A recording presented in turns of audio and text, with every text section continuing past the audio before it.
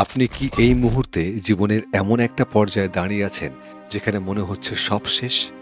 চারপাশের মানুষগুলো আপনাকে ব্যর্থ ভাবছে আর নিজের উপর থেকেও বিশ্বাস উঠে গেছে। তাহলে আজকের এই ৩টি মিনিট আপনার জন্য। কারণ ইতিহাস সাক্ষী, পৃথিবীর সবচেয়ে বড় বড় রাজপ্রাসাদগুলো কিন্তু ভাঙা পাথরের স্তূপের ওপরেই গড়ে উঠেছে। চলুন একজন মানুষের সাথে পরিচয় করিয়ে দিই।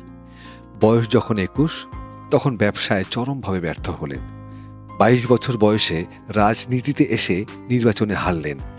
২৪ বছর বয়সে আবার ব্যবসায় নামলেন, আবার দেউলিয়া হলেন।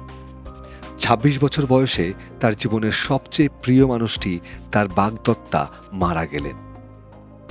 মানসিকভাবে এতটাই ভেঙে পড়লেন যে প্রায় বছর খানেক তাকে বিছানায় কাটাতে হলো। ৩৪ বছর বয়স থেকে ৪৫ বছর বয়সের মধ্যে তিনি টানা ৩ বার কংগ্রেসের নির্বাচনে হারলেন। কাউকে যদি আমরা ব্যর্থতার জীবন্ত প্রতীক বলতে চাই, তবে এই মানুষটিই পারফেক্ট। কিন্তু তিনি যদি সেদিন হাত পা গুটিয়ে বসে থাকতেন, তবে ১৮৬১ সালে পৃথিবী আমেরিকার ১৬তম প্রেসিডেন্ট হিসেবে আব্রাহাম লিঙ্কনকে পেত না। তিনি প্রতিটা পরাজয়কে এক একটি স্তম্ভ বানিয়েছিলেন, যার চূড়ায় দাঁড়িয়ে আজ তিনি ইতিহাসের অমর এক নাম।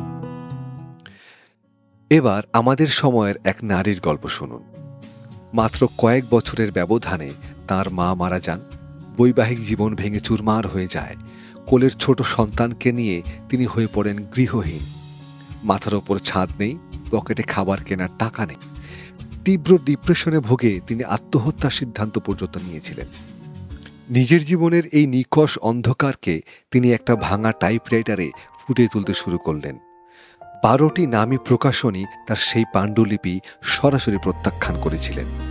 কিন্তু আজ সেই অবহেলিত ব্যর্থ নারীটিই হলেন পৃথিবীর ইতিহাসের সবচেয়ে সফল লেখিকা, J.K. রাউলিং, যিনি আমাদের উপহার দিয়েছেন হ্যারি পটার।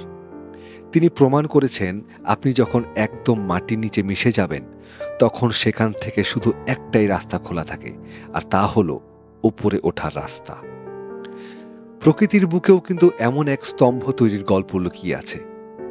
ঈগল পাখির গড় আয়ু প্রায় ৭০ বছর, কিন্তু জীবনের ঠিক মাঝপথে অর্থাৎ ৪০ বছর বয়সে এসে সে এক চরম সংকটে পড়ে।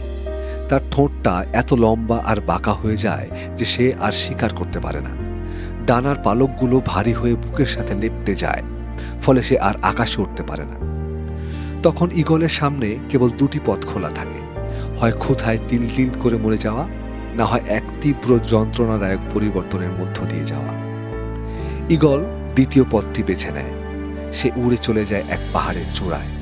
সেখানে গিয়ে সে পাথরের সাথে আঘাত করে করে নিজের পুরনো বাঁকা ঠোঁটটা ভেঙে রক্তাক্ত করে ফেলে। অপেক্ষা করে নতুন ঠোঁট গজানোর জন্য।